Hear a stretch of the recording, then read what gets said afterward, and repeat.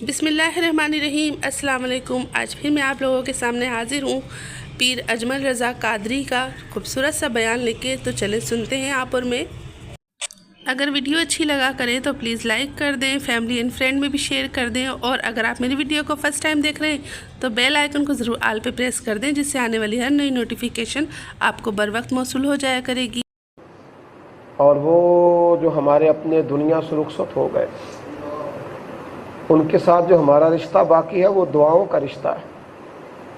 میرے نبی پاک علیہ السلام نے فرمایا، قبر میں رہنے والا مردہ اس طرح ہوتا ہے جس طرح دریا میں ڈوبنے والا کوئی شخص، اور جس طرح دریا میں ڈوبنے والا کشتی اور سہارے کا انتظار کرتا ہے، قبر میں لیٹا ہوا دعاؤں کا انتظار کرتا ہے۔ وہ وہاں لیٹا انتظار کرتا ہے کہ میرا بھائی میرے لیے دعا کرے، وہ انتظار کرتا ہے کہ میرا بیٹا میرے لیے دعا کرے، وہ انتظار کرتا ہے کہ میری بیٹی میرے لیے دعا کرے۔ دعا وہ قیمتی تحفہ ہے جس کو قبروں میں جانے والے بھی انتظار کر رہے ہیں۔ کوئی دعا کرے، کوئی دوست دعا کر دے، کوئی دعا کر دے، قبروں میں لیٹے انتظار کر رہے ہیں۔ اگر کسی کے بچے لیٹے ہیں تو وہ ماں باپ کی دعاؤں کے منتظر ہیں، دوست لیٹے ہیں تو دوستوں کی دعاؤں کے منتظر ہیں۔ اور میرے نبی کریم علیہ السلام نے فرمایا، جب تم دعا کرتے ہو تو جس طرح دریا میں ڈوبنے والے کے ہاتھ سہارا آئے تو اسے خوشی ہوتی ہے، قبر والے کے پاس دعا پہنچتی ہے تو اسے خوشی ہوتی ہے۔ ان کے لیے دعائیں کریں۔ میرے نبی پاک علیہ السلام نے فرمایا، میری امت قبروں میں گناہگار جائے گی، نکلے گی تو نیکوکار نکلے گی۔ یا رسول اللہ صلی اللہ علیہ وسلم، اب کیسے نیک ہو گئی؟ فرمایا، پچھلوں نے دعائیں ہی اتنی کی تھی کہ اللہ نے سارے گناہ معاف فرما دیے۔ آپ کو اللہ نے مقام دیا ہے، مرتبہ دیا ہے، تو کسی اور کو بھی اللہ نے مرتبہ دیا، کسی اور کے مرتبے کو بھی بیان کریں۔ صرف آپ کے پاس ہی فضیلت نہیں، کسی اور کے پاس بھی فضیلت ہے، اس کی فضیلت کو بھی بیان کریں، قبول کریں۔ آج آپ ایک ڈاکٹر کے پاس دوائی لینے جائیں، دوسرے کے پاس جائیں تو کہتا ہے اس کو تو پتہ ہی کوئی نہیں، تم کدھر آ گئے۔ ایک انجینئر سے آپ کو چیز ڈیزائن کریں، دوسرے کو دکھائیں تو کہتا ہے اسے تو پتہ ہی کوئی نہیں کسی چیز۔ مذاق بنایا ہوا ہے۔ آپ دوسرے کا مقام سمجھیں، وہ بھی ڈاکٹر ہے، آپ کسی اور کی بات کو بھی لیں، اس کے اندر بھی کوئی مرتبہ ہے۔ یہ کون سی دنیا ہے جس میں کوئی شے نہیں، بس میں ہی ہوں اور کوئی ہے ہی نہیں؟ یہ انداز درست اور سنو نا یار، یہ میرے نبی پاک کی شان ہے کہ کائنات میں نبیوں کے امام رسول پاک ہیں، پر کسی نے حضور سے کہا یا خیر البریہ، حضور نے فرمایا مجھے نہ کہو، یہ تو حضرت ابراہیم کا لقب ہے۔ ایک مقام پہ کہا میری اور جناب موسیٰ کی شان کا مقابلہ اس طرح نہ کرانا کہ حضرت موسیٰ کی شان گویا گھٹے۔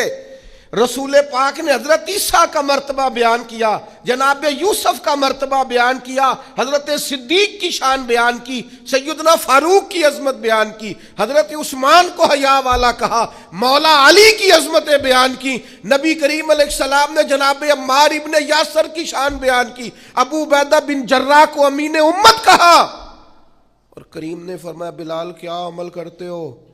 یا رسول اللہ کیا ہوا؟ فرمایا میں نے تو معراج کی رات جنت میں بھی تمہارے چلنے کی آواز سنی ہے۔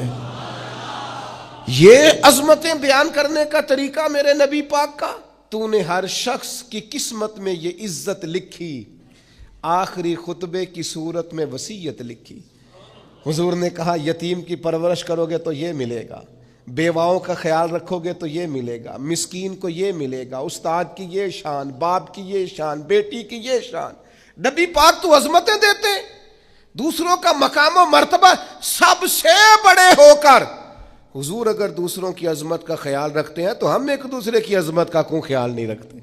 ہم ایک دوسرے کی شان کو کیوں بیان نہیں؟ وہ ایک جگہ پہ میں موجود تھا تو مجھے ایک صاحب نے پوچھا، اس نے کہا جی تسی مدرسے جڑے بچے پڑھاندے انہوں ڈاکٹر کیوں نہیں بناندے، انجینئر کیوں نہیں بنتے مدرسے کے بچے، مدرسے کے بچے جو ہیں یہ پائلٹ کیوں نہیں بنتے؟